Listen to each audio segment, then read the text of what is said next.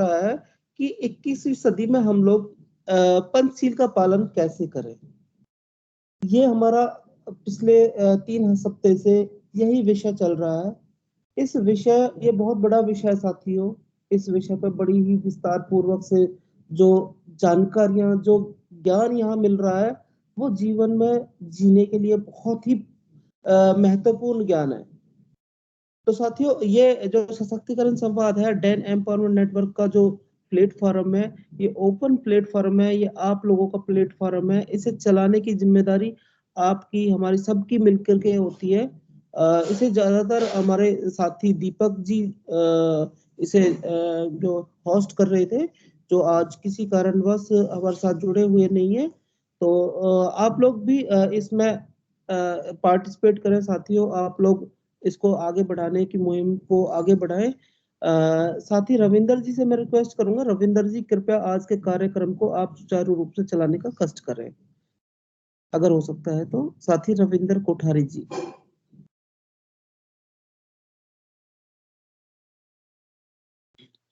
Bhim sir आप ही चलाए, मेरे फादर की तबीयत ठीक नहीं है। ओके ओके ओके सर, कोई बात नहीं, मैं चला लेता हूँ। साथियों, हमारे साथ डैन परिवार के वरिष्ठ साथी श्री बीरपाल सिंह सर जुड़े हुए हैं। बीरपाल सिंह सर, आपसे रिक्वेस्ट करूंगा कृपया आप भी अपना सभी साथियों को परिचय देने का कष्ट करें।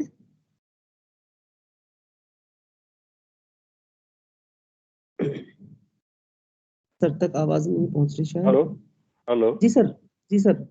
जय नीम, जय भीम, नमो बुद्धाय। साथियों, मैं बीरपाल सिंह, मैं रिटायर्ड डीजीएम हूँ ओरिएंटल इंश्योरेंस कंपनी से। और डैन में काफ़ी दिनों से मुझे डैन में जब पता चला कि डैन ऐसा कार्य कर रहा है तो मैं इससे जुड़ा हुआ हूँ, और जो भी कार्य में सहयोग मैं दे सकता हूँ तो देने का प्रयास करता हूँ।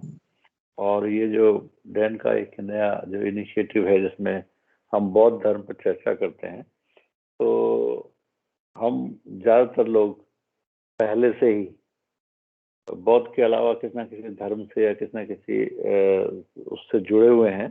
तो बौद्ध धर्म के बारे में जो हमारी जो नॉलेज है वो पिछले कुछ वर्षों में बहुत कम हो गई है।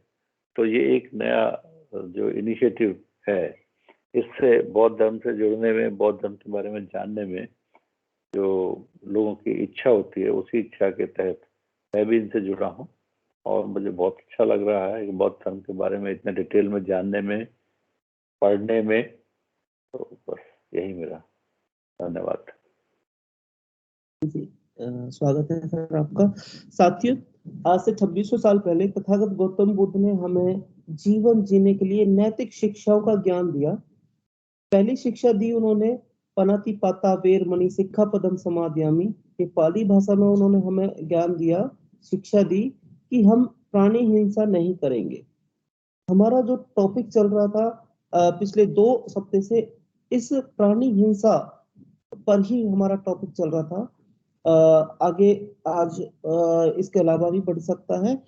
साथियों, दूसरी जो शिक्षा दी तथागत गौतम बुद्ध ने कि अदिन्ना दाना वेर मणि सिक्खा पदम समादयामि, कि हम किसी ऐसी शिक्षा ग्रहण करते हैं कि बगैर किसी के दिए हुए सामान को हम ना उठाएं, यानी चोरी ना करें।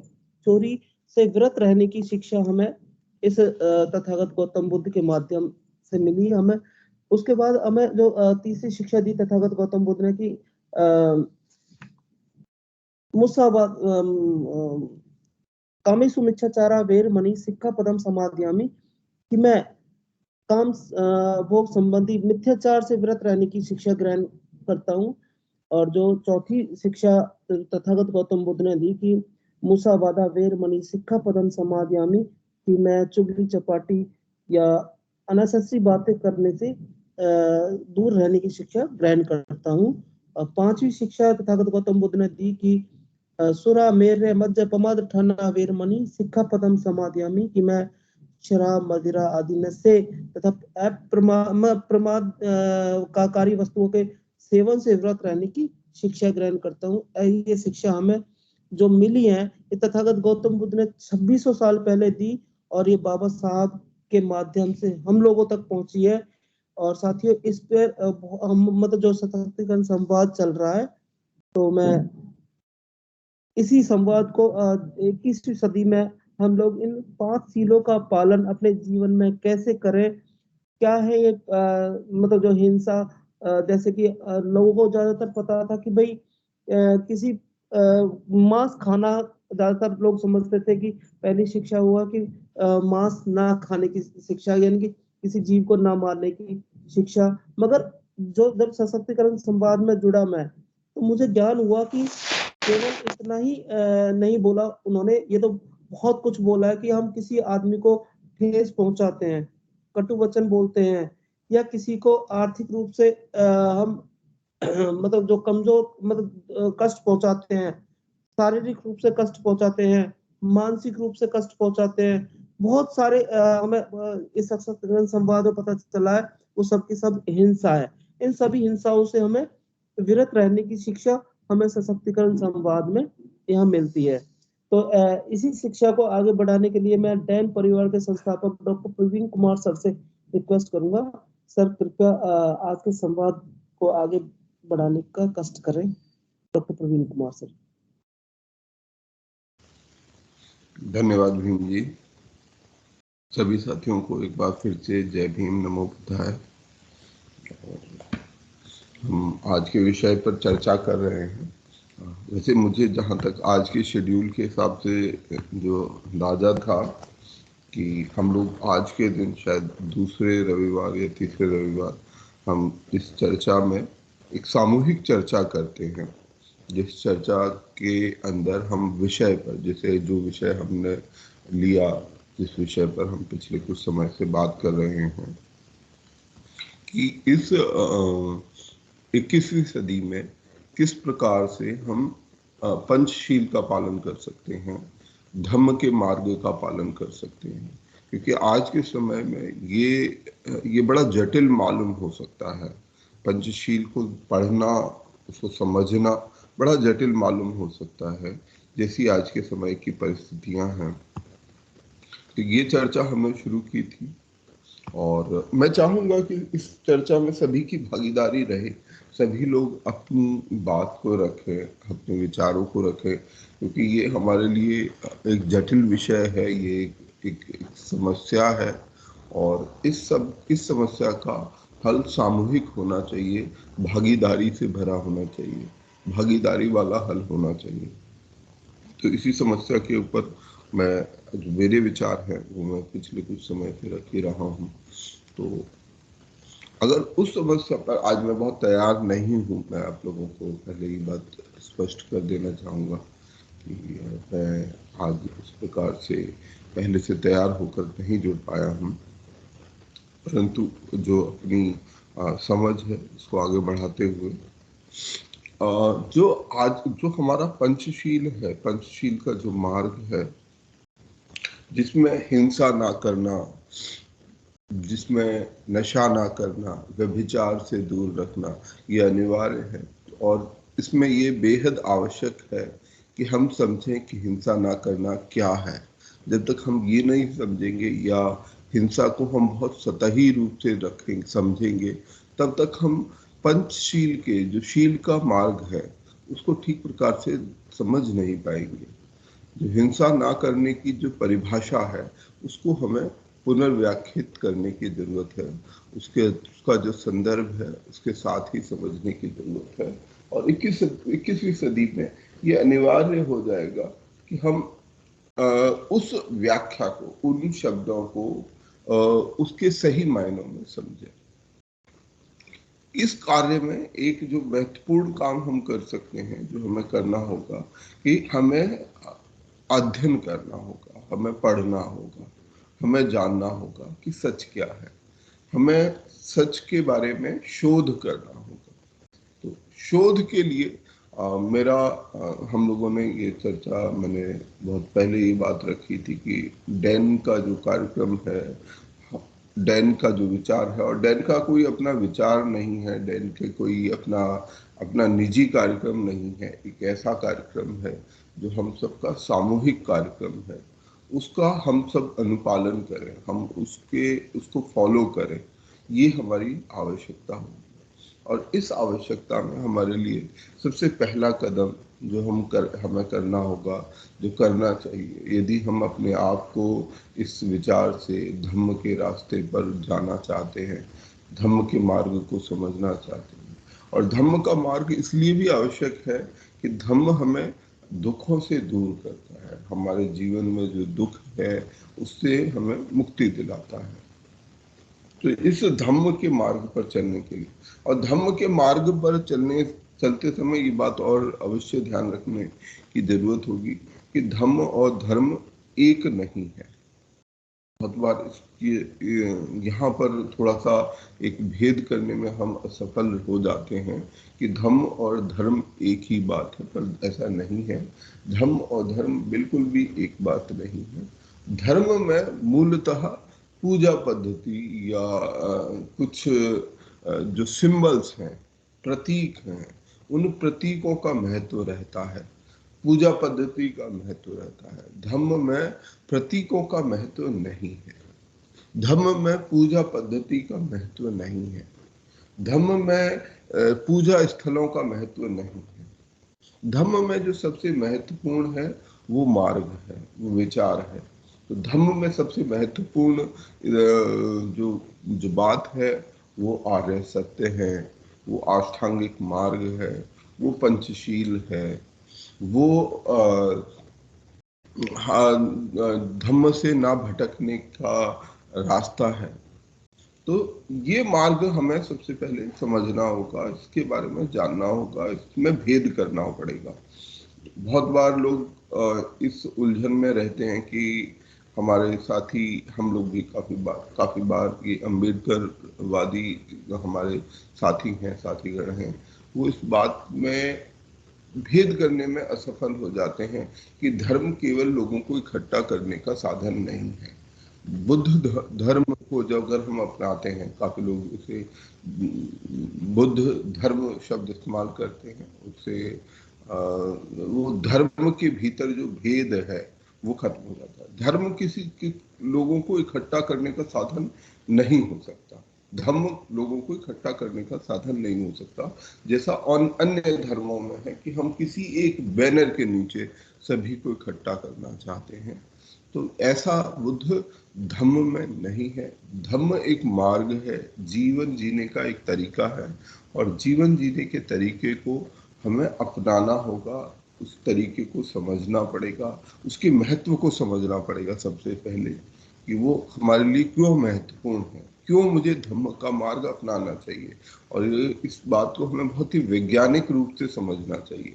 इसको समझने के लिए हमें ऐसा नहीं कि ऐसा होता आया है, ऐसा ही होता है, सब लोग ऐसा कर रहे हैं, सब लोगों ने कहा है इसलिए हम ऐसा करें, ऐसा बिल्कुल नहीं है।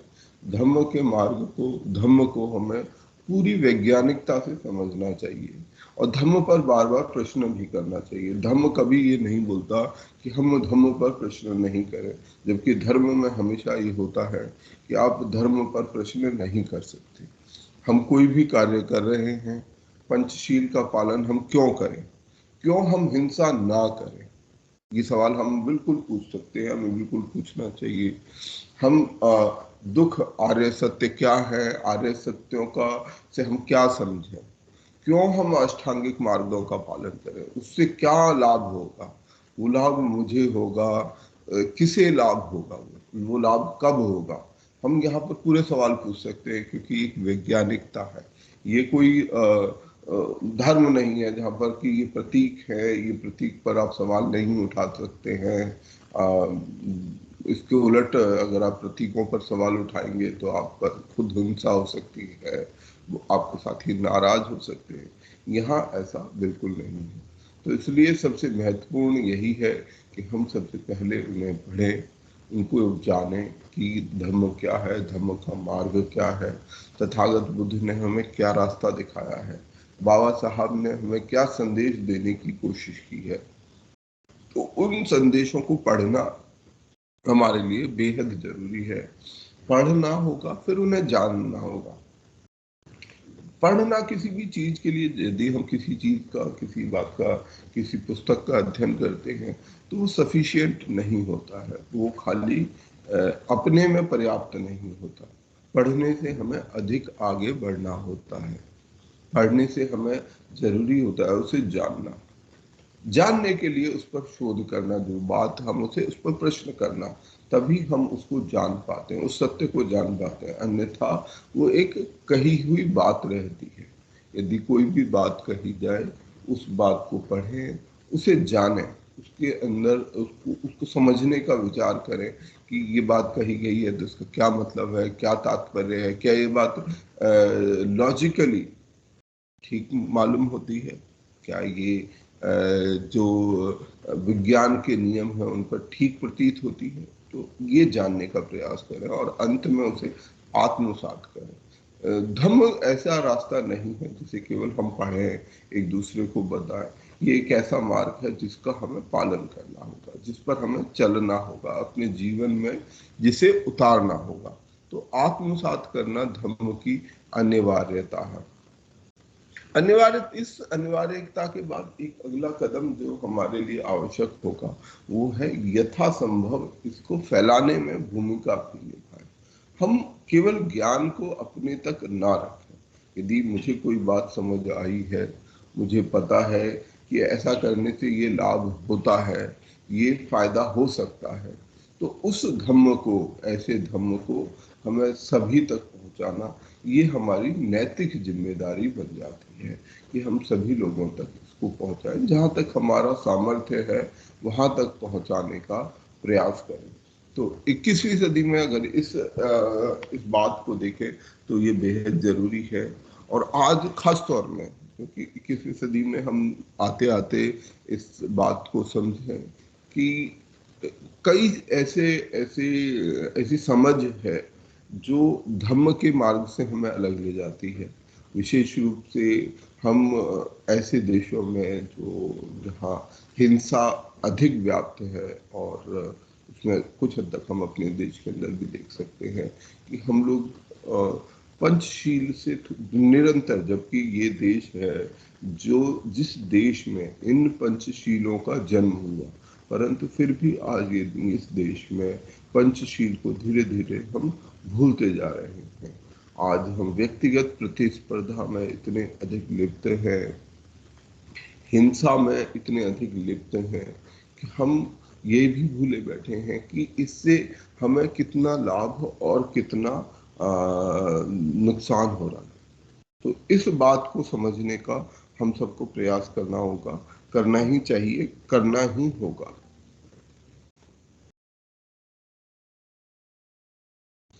जो कुछ अनिवार्य तत्व मैं समझता हूँ जो हम कर सकते हैं अपने आसपास, जो हमें करनी चाहिए। नंबर 1, हम अपने समूह को बढ़ाएं। हमें ऐसे लोगों को, क्योंकि आज के समय में, जैसा पीछे हमने बात की थी कि ऐसे समय में जब हिंसा चारों ओर हो, आपका पूर्णतः हिंसा की परिभाषा को हम समझें कि किसी को हम चोट ना पहुंचाने का काम करेंगे, हम किसी को चोट नहीं पहुंचाएंगे। परंतु ऐसी विपरीत परिस्थितियों में जब आप चारों ओर चोट पहुंचाने वाले लोगों से घिरे हों, तो ऐसे में अपने को बचाए रखना वो थोड़ा मुश्किल हो जाएगा। तो नंबर 1, हमें ये समझना है कि हम अपने आसपास के लोगों को और उनकी मनोस्थिति को समझें कि वो निश्चित रूप से अबोध है, उनको जो बोध है, सही ज्ञान है, वो नहीं है। उस अबोधता के कारण वो इस मार्ग पर चल रहे हैं, हिंसा के मार्ग पर चल रहे हैं, एक दूसरे को चोट पहुंचाने के मार्ग पर चल रहे हैं। और हमें अपने को ऐसे में बचाए रखना भी अनिवार्य है, जरूरी है। और ये हमें अधिकार, एक नैसर्गिक अधिकार हमें प्राप्त है कि ऐसे समय में जहाँ सेल्फ डिफेंस की आवश्यकता हो, वहाँ पर हम एक सीमित तरीके से उस हिंसा को इस्तेमाल करें। हिंसा का इस्तेमाल ना करें, बल्कि प्रेम करुणा का इस्तेमाल करें। करुणा को याद रखते हुए हम कोशिश करें, उनको समझाने की कोशिश करें, उन तक ये संदेश पहुंचाने की कोशिश करें, निरंतर ये प्रयास करें ये मार्ग उनके लिए भी नुकसानदेह है और हमारे लिए भी नुकसानदेह है। ऐसे समय में हमारे लिए एक विशेष समूह बनाना, हमें अपने जैसे लाइक माइंडेड लोगों को इकट्ठा करना, ये एक बेहद आवश्यक कार्य होगा, जिसकी आज मैं थोड़ी सी बात करना चाहूँगा कि हमें अपनी एक प्रजाति, अपने जैसे लोगों की, जिसे मैं हमेशा जीवन में सोचता हूँ कि हम अपने आसपास ऐसे लोगों से घिरे हुए हैं जो तथाकथित रूप से चतुर हैं या चालाक हैं, हम अपनी भाषा में कहते हैं, और हमारे आसपास चालाकी का एक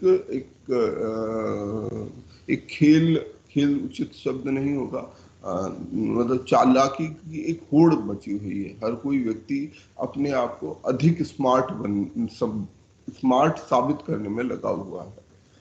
परंतु मेरा हमेशा से ये विचार, और शायद आप मुझसे सहमत होंगे, कि हम सब में एक अबोधता होती है। कुछ लोगों को छोड़ दिया जाए तो हम सब के अंदर एक अबोध प्राणी होता है, एक ऐसा व्यक्ति होता है, एक ऐसा हम सब के अंदर हम सब में एक नादानी होती है। उन नादान लोगों को हमें यहाँ इकट्ठा करना चाहिए, ऐसे लोग जो उस चालाकी में विश्वास ना रखते हैं, जबकि ऐसे लोगों को ढूंढना थोड़ा मुश्किल हो जाएगा, परंतु फिर भी ऐसे लोग हमारे आसपास भरे हुए हैं। जब हम अपने आसपास लोगों को देखते हैं तो अधिकांश लोग हमें ऐसे ही दिखाई देंगे जो अपेक्षाकृत नादानी में विश्वास करते हैं, जो कभी कभी धोखा खाए जाने से भी परहेज नहीं करते हैं, जिन्हें लगता है कि हाँ, यदि ऐसा हो तो ठीक है, हमारे लिए वो स्वीकार्य है। तो हमें ऐसे लोगों का समूह बनाना होगा, ऐसे लोगों को इकट्ठा करना होगा। तो ये हमारे लिए दूसरा एक तरीका हो सकता है कि कैसे विपरीत परिस्थितियों में हम ऐसे लोगों को इकट्ठा करें, किस तरह से ऐसा एक समूह बनाएं जो एक मानसिकता, यहाँ हम किसी एक विचार की बात नहीं कर रहे हैं कि एक समझ के, पर मैं ऐसा मानता हूं कि हमें नादान लोगों का या जो लोग स्मार्ट नहीं है, ऐसे लोगों का एक समूह बनाना चाहिए जो विश्वास रखते हैं एक दूसरे की सहायता करने में, जिनके अंदर सहायता करने की एक स्वाभाविक प्रकृति है। और ज्यादातर लोगों में, हम सब में एक दूसरे के काम आने की एक स्वाभाविक प्रकृति होती है, परंतु इस जीवन में आने के बाद और सांसारिकता को, जिसे हम बोलते हैं ना कि दुनियादारी सीख जाते हैं, तो पैदा होने के बाद हम एक ही चीज सीखते हैं, वो हमारे जो अपनी नैसर्गिक अच्छाइयां हैं उनको भूलने का काम करते हैं। जब हम पैदा हो जाते हैं, जीवन में धीरे धीरे बड़े होने लगते हैं, जब हम छोटे होते हैं, बच्चे होते हैं, तो हम सब में बहुत सारी खूबसूरत चीजें होती हैं, परंतु ये सांसारिकता, ये दुनियादारी हमें बाध्य करती है कि हम उनको भूल जाएं। हमारी जो नैसर्गिक अच्छाइयाँ होती हैं, हम अपने से, छोटा बच्चा हमेशा अपने से आगे बढ़कर दूसरे की सहायता करने की कोशिश करेगा, आपके दुख में दुखी होगा, आपके सुख में सुखी होगा। बचपन में हमें सिखाया जाता है कि नहीं ये रोना क्यों है। आप मतलब छोटा बच्चा होता है तो थोड़ा सा कोई आसपास कुछ दिक्कत होगी, और मतलब शायद आप लोगों के साथ भी ऐसा हुआ हो, मेरे साथ ऐसा कई बार हुआ कि मूवी देखते हुए जब मैं छोटा था तो रोना आ जाता था। हम लोग उस इमोशन के साथ इतने ज़्यादा कनेक्ट हो जाते हैं, उस विचार से इतने ज़्यादा जुड़ जाते हैं कि हम उसको आत्मसात करे बैठते हैं। पर वो अबोधता धीरे धीरे जैसे जैसे हम बढ़ते हैं, हमें सिखाया जाता है कि नहीं, रोना नहीं है, आपको अपनी चीज़ों को बचा के रखना है, अपने आप को थोड़ी बहुत हिंसा भी हम कहीं ना कहीं एक दूसरे से सीखते हैं। जैसे हमारे परिवारजन या घर में या अध्यापक गण यदि कोई बात नहीं मानेंगे, कोई चीज़ नहीं करेंगे, तो हमें सिखाया जाता है कि अच्छा आप ऐसा नहीं करोगे तो आपके 2 थप्पड़ लगेंगे, कभी लग भी जाते थे। तो कहीं ना कहीं एक संदेश हम सब के भीतर रहता है कि हाँ, हिंसा करने से ही हम किसी को अपनी बात समझा सकते हैं। शायद हिंसा का सबसे पहला लेसन हम अपने घर में ही सीखते हैं। जब हमारे परिजन ही हमें वो लेसन, और शायद उन्होंने अपने परिजनों से सीखा होगा, तो इसमें किसी का दोष नहीं है, परंतु इस बात को समझने की जरूरत है कि हिंसा का जो सबसे पहला लेसन है, जो पहला अध्याय है, हिंसा का पहला अध्याय हम अपने घर के भीतर ही सीखते हैं। जब हमें हमारे परिजन ही बताते हैं कि भैया देखो आपने ये काम नहीं किया, ये काम गलत किया है, तब आपको सही करने का एक ही रास्ता है, वह पिटाई। तो आपकी पिटाई की जाएगी। तो उस प्रकार से हम वो संदेश उन बच्चों को देते हैं। ऐसे बहुत सारी चीजें हैं, पर शायद अगर हम उस साइकिल को रिवर्स करें, उस भूले हुए जो हमारे अपने भीतर के नैसर्गिक सच है, जो हमारी अपना नैसर्गिक व्यक्तित्व है, उसको खोजने की कोशिश करें और ऐसे लोगों को इकट्ठा करने की कोशिश करें, तो निश्चित रूप से हम एक बेहतर दुनिया बना सकते हैं। यहाँ उद्देश्य मेरा, आपका, किसी एक व्यक्ति का नहीं है, किसी एक विचार का नहीं है, बल्कि इस पूरी दुनिया को दुख से मुक्त करना है, जहाँ लोग एक बेहतर जीवन जी सके, उनके पास बेहतर साधन हो, जहाँ तक संभव हो कोई अभाव में ना रहे। यही हमारा संकल्प होना चाहिए, और इसी संकल्प के साथ हम लगातार हमारा जो ये एक इनिशिएटिव है कि हम डैन सशक्तिकरण के माध्यम से, जब हम बाबा साहब और तथागत बुद्ध के विचारों के आसपास एक दूसरे से जुड़ रहे हैं और एक दूसरे का हाथ थाम रहे हैं, तो यहाँ हाथ थामना बेहद जरूरी है। हम लोग एक दूसरे का हाथ अवश्य थामें। हाथ थामने से ही हम एक बेहतर और बड़ा नेटवर्क बना पाएंगे।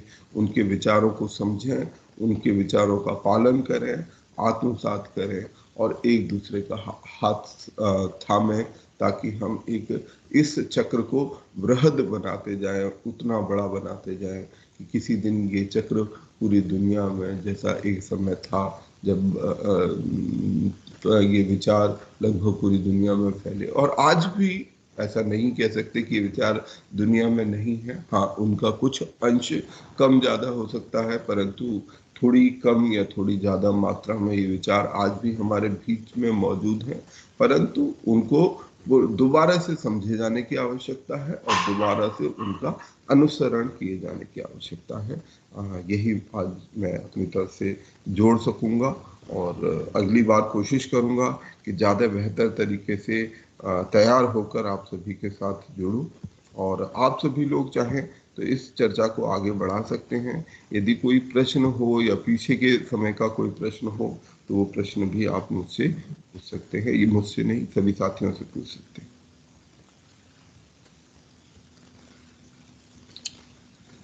विस्तार से हमें ज्ञान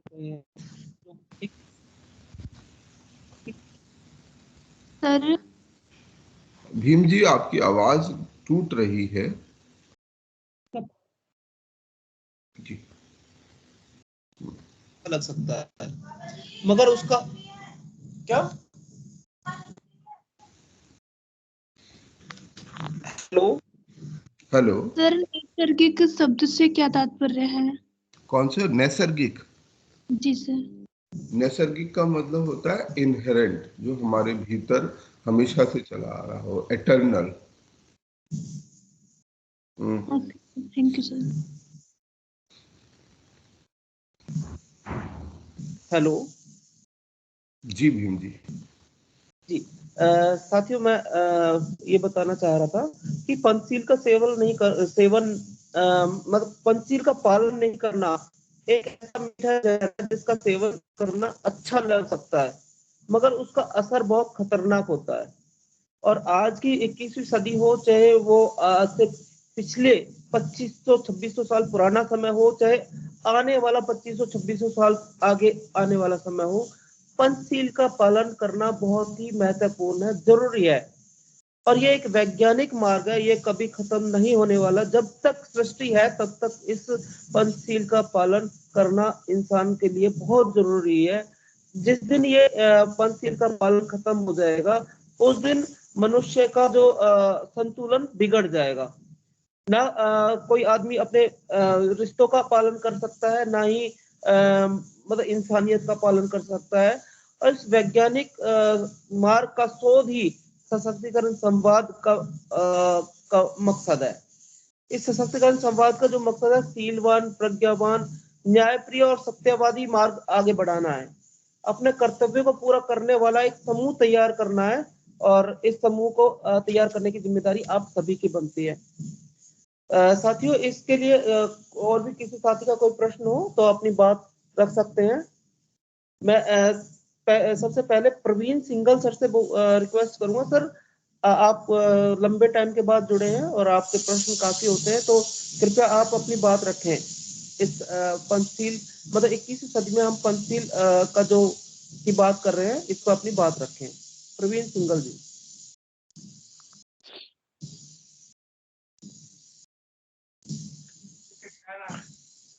जय भीम साथियों। जय भीम सर को भी सुना अभी। मुझे लगता है पंचशील के जो सिद्धांत है उनको पालन तो सभी करते हैं, लेकिन वो अपेक्षा दूसरों से ज्यादा करते हैं, बल्कि खुद कम करते हैं। इसलिए इनका महत्व बहुत ज्यादा है, लेकिन व्यवहार में खुद को अपनाने की ज्यादा जरूरत है, न कि दूसरों को इसके लिए अपनाने की बात कहने की जो बात कही जाती है। और प्रेम सिंह जी बता रहे थे, मैं काफी समय से जुड़ा, बाद में जुड़ा। ऐसा नहीं है, मैं हर बार लगभग आता ही हूँ जब कोशिश होती है। कोशिश ये रहती है कि जो भी बातें कही जाती है उसको अमल में लाया जाए। और आज के विषय पे ज्यादा तैयारी नहीं है मेरी, मुझे माफी चाहता हूँ। आगे बढ़े प्लीज। जी जी, बहुत बहुत साधुवाद sir. Sir, Dan empowerment network का एक सदस्य अपनी भरपूर कोशिश करता है कि हम इस जो भी शिक्षा हम सशक्तिकरण संवाद में लेते हैं उसे अपने जीवन में उतारें। कोई भी व्यक्ति संपूर्ण नहीं होता, बट हम कोशिश पूरी करते हैं कि इस पंचशील का पालन पूर्ण रूप से हम करें। इसी के लिए साथी, किसी साथी का कोई प्रश्न है तो अपना प्रश्न कर सकते हैं।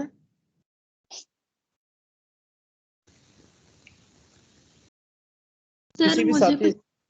जी सर, जैसे कि हम पंचशील की बेसिक सर, मतलब कि मेरी फैमिली में कोई भी बुद्ध भगवान को या अंबेडकर जी को नहीं मानते हैं, लेकिन जब से मैं कोचिंग से जुड़ी हूँ तो मुझ में मतलब बहुत सारे मतलब चेंजेस मुझे लगते हैं। मैं सोचती हूँ कि जो हम बौद्ध धर्म के या आप जो बताते हैं उससे हमारी जो जीवन है हमारा वो साइंटिफिक रूप से जुड़ा हुआ है, लेकिन जो हमारी फैमिलीज होती है, जो हमारे पेरेंट्स होते हैं, वो ना एक पूजा और वो चीज उनमें जुड़े होते हैं, तो हम लोग भी उसी में जुड़े होते हैं। लेकिन सर, जैसे हम अपने आप को बदलने की कोशिश कर रहे हैं, लेकिन पेरेंट्स के अकॉर्डिंग फिर भी हम नहीं बदल पाते हैं, तो इसके लिए क्या करना चाहिए? क्योंकि उनकी तो सोच वही है अपनी जैसी जो पुरानी है, जो करते आ रहे हैं, और हम अगर बदलाव चाहते हैं तो हम कैसे करें उसको? जी बिल्कुल, मैं थोड़ा सा आपको बताना चाहूंगा अर्चना जी। वैसे और ज्ञानवान साथी बहुत है हमारे साथ, खुद सर भी जुड़े हुए हैं। यहाँ किसी भी धर्म की चर्चा करना हमारा मकसद नहीं है, किसी भी धर्म की, इवन बुद्ध धर्म की चर्चा करना भी हमारा मकसद नहीं है। एक वैज्ञानिक मार्ग, मैं आपको बताना चाहूंगा, वैज्ञानिक मार्ग जो आपको लगता है कि ये सच में मानव जीवन जीने के लिए जरूरी है, उसको आप एक्सेप्ट करें। किसी की पूजा छुड़वाना मकसद नहीं है। बट जो है ना, जो हमारे महापुरुषों ने भी कहा है कि भाई जो आपके दादा परदादा साथियों से रिक्वेस्ट है अपना माइक ऑफ रखें। जो साथी भावेश जी से रिक्वेस्ट है अपना माइक ऑफ रखें प्लीज। तो किसी का भी मैं ये बोलना चाह रहा था, कोई अगर पहले बोल के गया है या करता आ रहा है, वो जो कर रहा है किसी को जबरदस्ती करना हमारा मकसद नहीं है, बल्कि हमें अपने ज्ञान का विकास करना मकसद है। इस सशक्तिकरण संवाद के माध्यम से साथियों एक जो विचार है कि हम लोग के लिए अपना ज्ञान मतलब जो हम लगाएं कि कौन सा मार्ग सही है, कौन सा गलत है। राजनीति करना हमारा मकसद नहीं है, क्योंकि राजनीति ही धर्म होता है और धर्म ही राजनीति के अड्डे होते हैं। वो राजनीति के अड्डे तैयार करना डैन एम्पावरमेंट नेटवर्क का मकसद बिल्कुल भी नहीं है, बल्कि एक ऐसा मार्ग तैयार करना कि जो अर्चना बहन ने अभी बोला है कि हमें ये सही लगता है। अगर आपको मतलब ये जो रास्ता, जो सशक्तिकरण संवाद आपको बता रहा है, आप इस पे सोचने लगे हैं, यही सशक्तिकरण संवाद चाहता है कि आप इस पे सोचें कि सही क्या है और गलत क्या है। जो सही मार्ग है उसको जीवन में एक्सेप्ट करें, उतारें उसको। किसी का जो है ना कोई पूजा पाठ कर रहा है, हमारा मकसद नहीं है उसको बोले कि आप पूजा पाठ मत करो, जो कर रहा है करे। जो अपना खाना खा रहा है, हमारा मकसद नहीं है आप अपना खाना मत खाओ, दूसरा खाना खाओ, बिल्कुल नहीं भी नहीं सर, है। वो हमारे लिए, जैसे हमसे कोई कह रहा है कि आप ये करो। जी, तो मैं इस आपके प्रश्न को संक्षिप्त रूप से समझाने के लिए मैं डैन परिवार के संस्थापक डॉक्टर प्रवीण कुमार सर से रिक्वेस्ट करूंगा। सर प्लीज आप अर्चना बहन के सवाल का जवाब देने का कष्ट करें।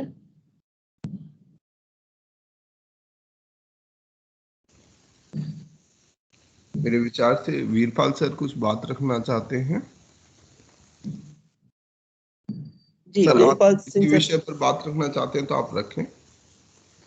मेरा जैसे अभी जो बिटिया ने ये प्रश्न उठाया, ये प्रश्न कई जगह बड़ा वाजिब है, क्योंकि जैसे मैंने कहा कि हम बौद्ध धर्म को एक तरह से भूल चुके हैं, और तो उसके वजह से हम दूसरे धर्मों में या दूसरी जगह अपनी शांति की खोज कह लो, या एक जो पूजा पद्धति है उसको अपनाया हुआ है हमने, और वो हमारे अंदर बहुत ही अधिक गहरापन से अंदर गई हुई है। तो उसको छोड़ना इतना उद्देश्य नहीं होना चाहिए हमें। बेसिकली हमें ये जो बौद्ध धर्म के बारे में जो हमें बार बार ये पढ़ाया जाता है, या आप खुद पढ़ें तो उससे पता चलेगा कि बौद्ध धर्म एक बड़ा साइंटिफिक धर्म था, और उस धर्म को अपनाने में हमें जो हमारी पूजा पद्धति है उसको छोड़ने की जरूरत नहीं है। यदि हम उसमें भी साइंटिफिक तर्क लाके चीजों को देखना शुरू करें, तो वो धीरे धीरे, यदि आप साइंटिफिकली किसी चीज को पाते हैं कि ये ठीक नहीं है, तो वो धीरे धीरे अपने आप ही छूट जाएंगी। और उसमें हमें किसी तरह की एक चीज मैंने जो वैसे जनरली नोटिस की है कि जो बौद्ध धर्म के अनुयायी हैं, कई बार वो भी उतने ही जिद्दी होते हैं जितने बाकी सब लोग होते हैं। तो बौद्ध धर्म का जो मार्ग है वो मतलब किसी तरह की एक तरह से जिद वाला मार्ग नहीं है। ये मार्ग बहुत ही एक सरल और बहुत ही एक अनुसरण, और एक तरह से क्या है, मतलब एक क्या कहें, लोगों को धीरे धीरे समझाने का ही मार्ग है। इसमें ना तो जैसे यदि आप बौद्ध बन गए हैं तो आपको किसी से घृणा करने की जरूरत नहीं है, या कोई दूसरा कोई पूजा पद्धति करता है तो उसके बारे में आपको किसी भी तरह का विरोध या कुछ करने की जरूरत नहीं है। हाँ, अपने मार्ग को आप किस तरह से समझा सकते हैं, आपको उसमें जितना ज्यादा गहनता आप प्राप्त करें उससे इन चीजों में होगा। तो आपको यदि आपके मम्मी पापा या आपके जैसे खुद का भी अगर आपका विचार ऐसा है और आप उसको साइंटिफिकली प्रूव नहीं कर सकते हैं, तो तब आपको धीरे धीरे अपने आप समझ आएगी इन दोनों चीजों में। मेरा तो मानना ये है।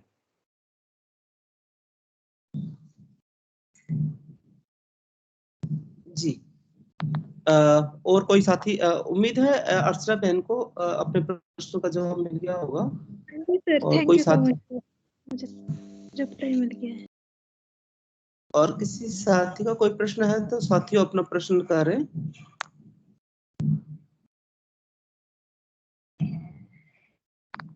साथियों, किसी भी साथी का कोई प्रश्न है तो वो अपना प्रश्न कर सकते हैं।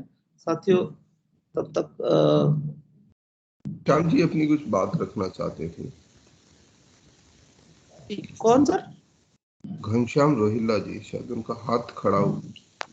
यहाँ मुझे दिखाई नहीं दे रहा। घनश्याम रोहिल्ला जी प्लीज अपनी बात रखें।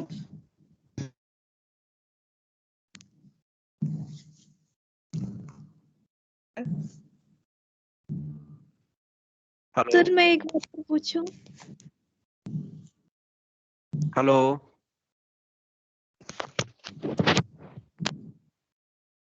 Hello hello. भीमसेन जी, मेरी आवाज आ रही है? जी, आवाज पहले नहीं आ रही थी, अब आ रही है। जी बोलिए। सर, सब साथियों को जय भीम, नमो बुद्धाय। जय भीम, नमो बुद्धाय घनश्याम साहब।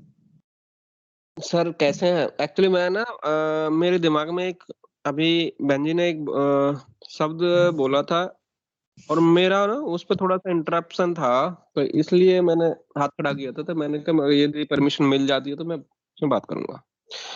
बहन जी ने एक बात करी कि अर्चना जी, ये बात समझिए पहले कि बुद्ध धर्म, ये जितने भी लोग इस शब्द का उच्चारण करते हैं वो निराधार और गलत है। बुद्ध कोई धर्म नहीं है। ये मैं बिल्कुल बहुत अच्छे और सोच समझ के बोल रहा हूँ, और मैं पढ़ने के बाद ये बात बोल रहा हूँ, क्योंकि मैं भी थोड़ा बहुत अध्ययन करता हूँ। मेरा भी एक अपना अध्ययन करने का तरीका है और मैं समय समय से अध्ययन करता रहता बोलेंगे क्या फिर? मुझे हाँ। मतलब मैं भी मतलब इतने वो मैच्योर नहीं हूँ, लेकिन इसको बोलेंगे क्या हम?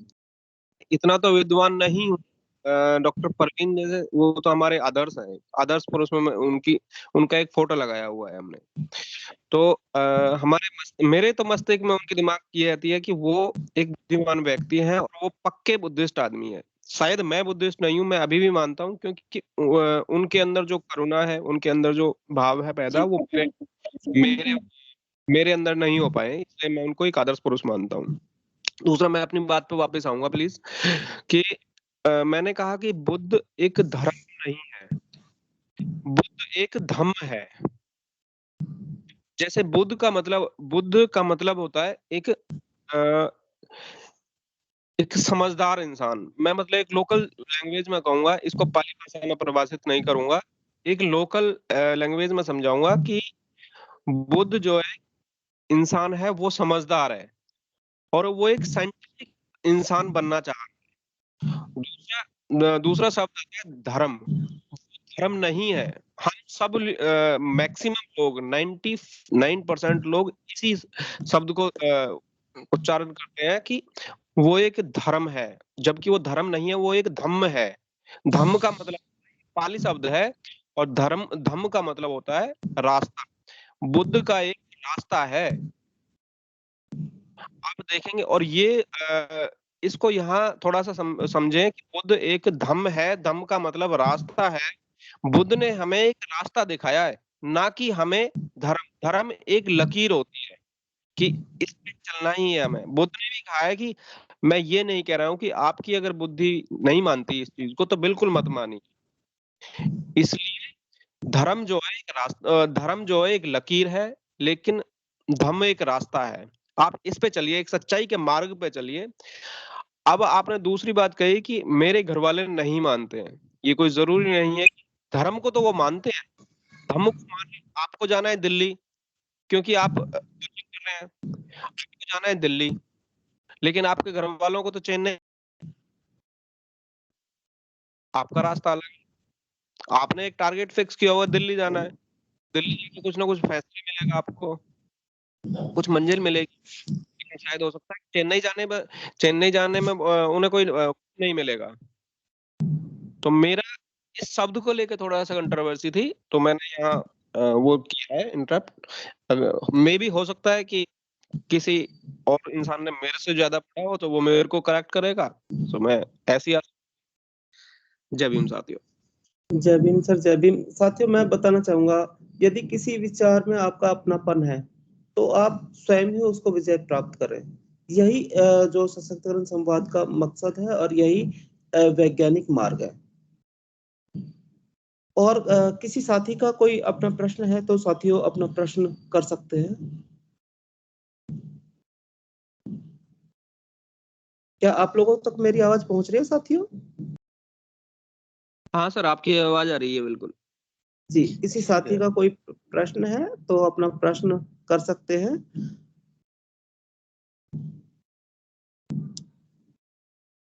साथियों, हमारा समय समापन की तरफ जा रहा है। किसी भी साथी का कोई प्रश्न है? जी, गलत बोला है या मेरे करेक्ट करना है कहीं पे तो आप मुझे करेक्ट कीजिए प्लीज। नहीं, आपने धन्यवाद भीम जी और अर्चना जी। मैं इस पर अपनी बात को फिर से दोहराऊंगा। मैं इस बात को दोहराना चाहूँगा कि हम इस विवाद में भी ना पड़ें कि ये धर्म है या धम्म है। आपने बिल्कुल ठीक तरीके से इस बात को समझाया। धम्म एक मार्ग है, जीवन जीने का तरीका है। जीवन जीने का तरीका वही धम्म है। धर्म है जहाँ प्रतीक होते हैं, जहाँ मूर्तियाँ होती हैं, जहाँ कुछ संस्कार होते हैं, तरीके होते हैं। धम्म एक रास्ता है हमें अपना जीवन कैसे जीना है। और मैं एक बार और बात कहूँगा अर्चना, आपने एक शब्द बहुत अच्छा पकड़ा, वो था नैसर्गिक। आपने मुझसे उसका मतलब भी पूछने की कोशिश की और मैं उसके मतलब को ही दोबारा से जागृत करना चाहूँगा। मुझे ऐसा लगता है, मेरा ऐसा ये पक्का विश्वास है कि ये जो मार्ग है, जो पंचशील है, वो हमारे भीतर है। उसे बाहर से लाने की कोई आवश्यकता नहीं है, हमें उन्हें पालन करने की जरूरत नहीं है। जैसा मैंने पहले कहा था कि हमें केवल एक चीज की आवश्यकता है, हमें जीवन में इस सांसारिकता के नाम पर कि सांसारिक बनो, दुनियादारी सीखो, इस दुनियादारी को जो हमने सीखा है इसे थोड़ा भूलने की जरूरत है। हम अपने भीतर खुद सोचें, अपने भीतर अपने से एक सवाल पूछें, क्या हम बचपन से हिंसक थे? हिंसा करना हमारा शौक था? क्या हिंसा करना हमारे को अच्छा लगता था? क्या हमें हिंसा करने से डर नहीं लगता? जब हम आज भी हम अगर कभी अपने भीतर सोचे, हम अपने को मतलब अपने हार्मोन्स को जागृत करके हिंसा को अपने भीतर बढ़ावा देते हैं। परंतु आज भी मुझे पता होता है कि जब मैं कोई हिंसा की चीज कर रहा हूँ, किसी के साथ आप मारपीट करने की कोशिश कीजिए, आपको पता रहता है कि आप कुछ गलत कर रहे हैं। आप किसी की चोरी कीजिए, कुछ भी चोरी कीजिए, आपने हम सब ने कहीं ना कहीं कभी ना कभी कुछ ना कुछ ऐसा जरूर किया होगा। हमारे भीतर हमें पता होता है, उसको कोई धर्म की आवश्यकता नहीं है। कभी कभी हमें बुद्ध की भी आवश्यकता नहीं है। अगर उन विचार को, बुद्ध ने केवल उन बातों को हमें दोबारा से याद दिलाया है, पर ये बातें हमारे भीतर है। चोरी ना करना, आप चोरी कीजिए, आप चोरी करते ही आपके हृदय की धड़कन बढ़ जाएगी। आप कोई ऐसा काम कीजिए जो गलत है। हम सब ने अपने जीवन में कुछ ना कुछ ऐसा किया रहता है, हमें पता होता है। जब हम वो करते हैं, हमारी धड़कन, हमारी चीजें एकदम बदल जाती हैं। हमारे भीतर जब हिंसा का विचार आता है तो तुरंत हमारे भीतर बदल जाता है। हम झूठ बोलते हैं, हमें पता होता है कि हम झूठ बोल रहे हैं। कुछ गलत करते हैं, हमें पता होता है। किसी को गाली गलौज करते हैं, हमें पता होता है कि हम कुछ गलत कर रहे हैं। परंतु हम व्यभिचार करते हैं, हमें पता होता है कि हम गलत कर रहे हैं। हम किसी नशे के अंदर फंसने की कोशिश करते हैं, हमें पता होता है कि हम गलत कर रहे हैं। यही हमारी नैसर्गिकता है, ये हमारे भीतर कैद है, उसको हमने कैद कर दिया है। उसको इस सांसारिकता के कारण, इस सांसारिकता का, जैसे मैं आपको बहुत साधारण उदाहरण देने की कोशिश की कि हिंसा का पहला पाठ हमें अपने घर में ही सीखने को मिला था। जब हम बहुत छोटे थे, इतने छोटे थे कि आज हमें उसकी मेमोरी भी नहीं होगी। आज हमें ये नहीं पता होगा कि हमने वो पाठ कब पढ़ा था। जैसे हमने कब भाषा बोलना कब सीखा, बैठना उठना चलना कब सीखा, हमें याद नहीं होगा। परंतु आज हमें चलना आता है, बैठना आता है, बोलना आता है। हमने कब सीखा हमें नहीं पता। ऐसे ही हिंसा भी हमने ऐसे ही किसी समय सीख ली, जब हमें जाने अनजाने में हमारे परिजनों ने ही उस हिंसा का संदेश दिया। मैं आज भी महसूस करता हूं कि हमें कैसे लगा कि हम चीजों का हल, हम बहुत सारे ऐसे उदाहरण गिना सकते हैं। हम अपने धर्म के भीतर भी, जिन धर्मों को हम जानते हैं, वहां भी हम देखते हैं कि जब किसी समस्या का हल करना होता है तो हमें हिंसा का साथ लेना चाहिए। कोई आपकी बात ना माने तो उसकी पिटाई कर देनी चाहिए। किसी ने आपका कुछ ले लिया तो आपके पास एक ही रास्ता होता है, वो होता है हिंसा करना। ये हमने बचपन से सीखा है। झूठ बोलना, किसी को नुकसान पहुंचाना, झूठ बोलना, गाली गलौज करना हमें अच्छा लगता है। बहुत बार हमारी इच्छा करती है कि इसने मुझे नुकसान किया है, मैं किसी ना किसी तरीके से इसे वापस नुकसान करूं। ये जो वापस नुकसान करने की हमारी प्रवृत्ति है, हमारे को कुछ सीखने की जरूरत नहीं है। मैं एक बात स्पष्ट कहूँ इंग्लिश में, ये शब्द बहुत आज के समय में चर्चा में भी रहता है। हमें सीखने की जरूरत नहीं है, हमें अनलर्न करने की जरूरत है। हिंदी में इसका कोई उपयुक्त शब्द नहीं है तो मैं उसका इस्तेमाल नहीं कर रहा हूँ। और सीखने की जरूरत नहीं है, हमें लर्न करने की जरूरत नहीं है, हमें भूलने की जरूरत है। जो कुछ हमने गलत सीखा है उसे भूलने की जरूरत है, और अगर हम उसे भूलेंगे तो हम अपने आप पंचशील के मार्ग पर पहुंच जाएंगे, हमें अपने आप उस धर्म के मार्ग पर पहुंच जाएंगे जिसकी हम चर्चा करें। सर जी जैसे कि आपने अभी बताया कि जो हमने किया है, मतलब हमसे जो हो गया उसको भूलना, मतलब सही, उसको भूलना ही सही मार्ग पे चलना है, मतलब कि उसको भूल जाएंगे तो हम सही मार्ग पे चलेंगे। लेकिन ये पॉसिबल नहीं लगता ना, बहुत Yes. मुश्किल लगता है। नहीं, ऐसा बिल्कुल संभव है। ऐसा हमें, ये भी हमें लगता है कि ऐसा संभव नहीं है। असंभवता को भी हमने सीख लिया है कि ये संभव नहीं है। ये भी हमें भूलना होगा कि ऐसा कुछ नहीं है जो असंभव है। आप सोच के देखिए कि क्या हिंसा ही एक माध्यम है, जबकि आज के समय में हर चीज का एक ही रास्ता दिखता है। हमारे, मतलब अगर मैं उदाहरण के तौर पर इस बात को कहूँ, किसी की भावनाओं को नुकसान पहुंचाने के लिए नहीं कहूँगा, परंतु मैं अपने आसपास जो भी धर्म, हमने जो कहानियां सुनी है बचपन से, और मैं सभी का पूर्ण सम्मान करता हूँ। जब जब होली की कहानी में हम सुनते हैं कि होली की कहानी में वो प्रहलाद को सजा देनी थी उसके पिता को, तो उन्होंने उसको आग में जलाने का वो दिया। हर कहानी में मुझे ऐसा दिखाई देता है। इवन आपके जो कौन सी कहानी है जो ये हम व्रत करते हैं, महिलाएं व्रत करती हैं, कौन सा व्रत होता है करवा उसमें चौथ। भी, है ना, उसमें भगवान भी सजा देते हैं। भगवान भी सजा देने में विश्वास रखते हैं, भगवान भी हिंसा करने में विश्वास रखते हैं। क्या लगता है आपको कि अगर भगवान कोई होंगे तो अपने बच्चों को हिंसा, मतलब ऐसे सजा देंगे? जैसे वो जो कहानी है, कौन सा व्रत होता है, क्या बोलते हैं उस व्रत को? करवा चौथ। करवा चौथ। हाँ, तो करवा चौथ की कहानी की अगर हम बात करूं, तो करवा चौथ की कहानी में एक महिला अपना व्रत करती है, परंतु उसके भाई उसका ध्यान रखते हुए, ये सोचते हुए कि ये भूखी है, इसको खाना खिला देते, तो कुछ एक छल क्रिएट करते हैं जिसके कारण वो खाना खा लेती है। और अब ये बात भगवान को बहुत बुरी लग जाती है, जो ईश्वर है उनको बुरी लगती है, और वो उसके प्रति हिंसा करते हैं, मतलब उसको सजा देते हैं, उसके पति को मार देते हैं ताकि उसको दुख हो। आपको लगता है कि क्या ऐसे कोई भगवान होंगे? क्या आप इस बात से, इस विचार से सहमत हैं? क्या ऐसे हिंसात्मक भगवान होंगे? भगवान जिनको हम अपने पिता तुल्य, अगर मान लीजिए भगवान हमारे पिता हैं जैसा हम मानते हैं कि उन्होंने इस दुनिया को बनाया है, तो क्या वो ऐसे करेंगे कि अच्छा आपने हमारी ये बात नहीं कि चलो इसे गोली मार दो? तो शायद ये हिंसा की छोटी छोटे जो हमने चीजें सीखी हैं, ये हमें थोड़ी सी बदलनी होंगी कि नहीं, ऐसा नहीं होगा, ऐसा नहीं है, हिंसा इतनी महत्वपूर्ण नहीं है।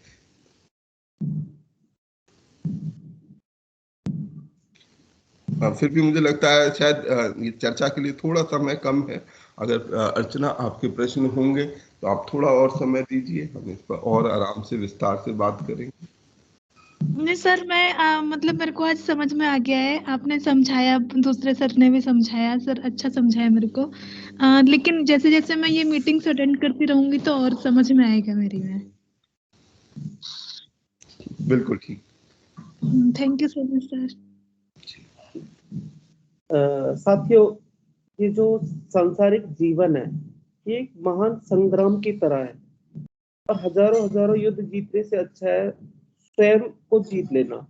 हमें खुद पता होना चाहिए कि अगर हमने किसी के साथ कुछ गलत किया है तो हमें पता चल जाना चाहिए कि हमने गलत किया है। कोई प्राणी हिंसा किया है, कोई झूठ बोल रहा है, तो हमें पता चल जाना चाहिए कि हमने गलत किया है। किसी तरह का अगर हमने किसी पे गलत नजर भी उठाई है तो पता चल जाना चाहिए कि हमने गलत नजर उठाई है। हमें किसी भी तरह का अगर कोई हमें ऐसा भोजन किया है या कोई नशा किया है जो विषैला है, जो नशीला है, तो वो हमें पता चलना चाहिए कि ये नशीला है। इससे जो चीज पता है ये गलत है, उस गलत को छोड़ने के लिए हमें पता होना चाहिए कि हमें छोड़नी है। यही मकसद सशक्तिकरण संवाद का है कि हम लोग सजग रहें और प्रज्ञावान और न्यायशील और अच्छी संगत हम करें, गलत संगतों को हम छोड़े, गलत चीजों को हम छोड़े। यही मकसद सशक्तिकरण संवाद का है। समय होता जा रहा है साथियों, किसी साथी का कोई प्रश्न है तो संक्षिप्त में अपना प्रश्न कर सकता है। किसी साथी का कोई प्रश्न है क्या? शायद अब कोई प्रश्न नहीं है साथियों।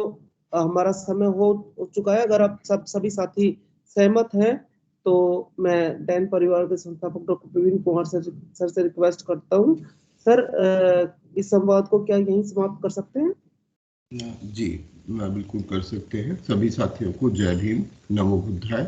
हम अगले रविवार 8 बजे इसी समय दोबारा मिलेंगे इसी विषय के साथ। जय भीम सर, थैंक यू। जय भीम। जय भीम साथियों। हमारा महीने का पहला रविवार सभी साथियों के लिए ओपन होता है और तीसरा रविवार सभी साथियों के लिए ओपन होता है। आप लोग तैयारी रखें अपनी बात करने के लिए, जो मानवतावादी बात है, जो सही मार्ग के लिए बात है, जो वैज्ञानिक दृष्टिकोण की बात है, उसको कहने के लिए आप तैयार रहें। हर महीने का पहला रविवार और तीसरा रविवार। इसी के साथ जय भीम, नमो बुद्धाय इस संवाद को यहीं समाप्त किया जाता है। अगले रविवार फिर मिलेंगे 8 बजे। जय भीम, नमो बुद्धाय।